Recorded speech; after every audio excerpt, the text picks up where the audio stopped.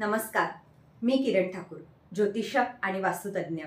मी लगातार प्रयत्न करत असते की आपल्या सर्वांच्या कमेंटमध्ये असणाऱ्या प्रश्नांची उत्तरे देऊ।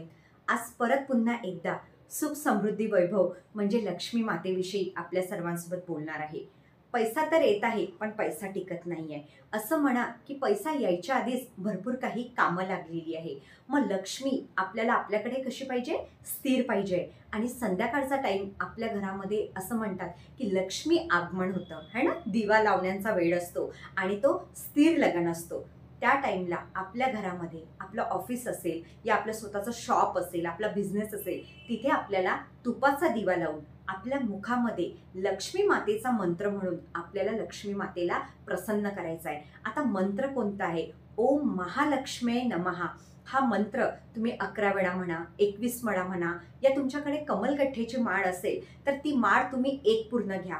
त्या टाइमला घराचे खिडक्या दरवाजे खुलले, घंटीचा नाद, धूप अगरबत्ती, तुम्ही लाल आसनवरती बसलेले, या प्रकारे जेव्हा तुम्ही साधना करणार 100% सुख समृद्धी वैभव तुमच्या घरामध्ये येणार।